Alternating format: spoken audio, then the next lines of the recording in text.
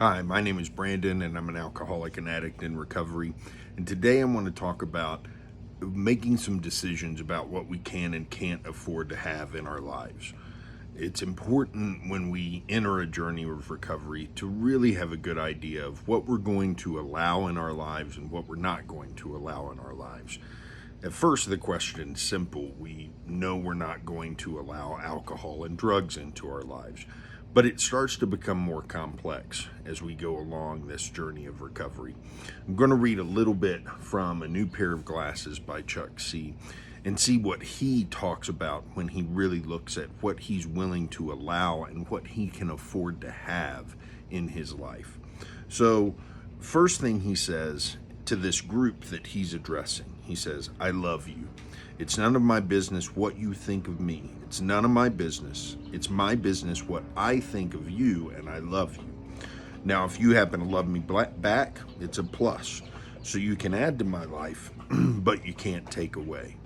And that's a really good summary of what we're talking about here. We want to express love to each other. We want to love each other, but we don't want to allow what other people might be thinking of us to have an impact on us. At the end of the day, it's not our business. So we just let that go. And that's a way of thinking about what we can afford to have in our lives, what kind of thoughts we can afford to be having.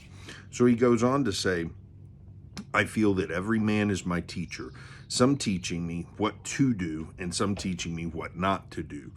And I think the one that teaches me what not to do might be just as important as the one that teaches me what to do.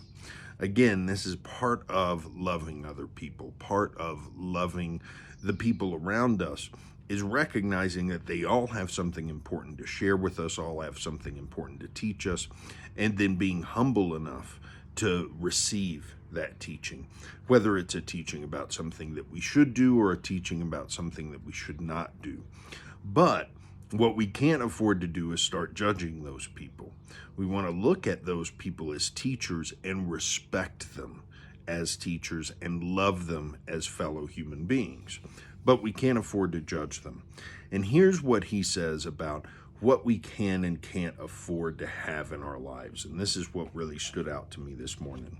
He says, when I drink whiskey, it robs me of everything I like about me and you and life. So I cannot afford it, and I don't drink it. There's no law of God or man that says I can't hate you. I can hate the bejesus out of every one of you if I want to. No law says I can't. Why don't I? Again, the priest says you ought not. And again, I say, I don't know what you're talking about, but I know this. I can't afford it because whatever I pour in, I get back, and I've gotten back enough of that slop. I don't want any more, so I don't do it. He goes on to talk about other things he can't afford in his life. He can't afford to judge other people. He can't afford to envy other people. He can't afford to resent other people. And that's really important because we have to decide as we're going along on this journey, what can we afford to have in our lives? Love is something that I can afford in my life. Love for my fellow human beings, love for myself, love for the world that I live in, love for the experiences that led me here. That's something that's important for me to have in my life. Resentment, hate, judgment of others. I can't afford that. And one of the main reasons that I can't afford it is that those kinds of feelings lead me back down the road to my addiction. Not only do they lead me to the bedevilments that are talked about in Alcoholics Anonymous, the character defects that drive me down the road to relapse and using again, but they also make my life something that I don't want it to be. I don't want my life to be filled with hate, resentment, judgment. I want my life to be filled with love, an outpouring of love for those around me, a willingness to humble myself to them so that I can learn something from them, learn the things that they were put here to teach me, and so that maybe if I'm willing to share that love with others, I'm able to pass those lessons on, and that's where life gets really beautiful and we end up having some of the experiences that we're trying to have in a life of recovery.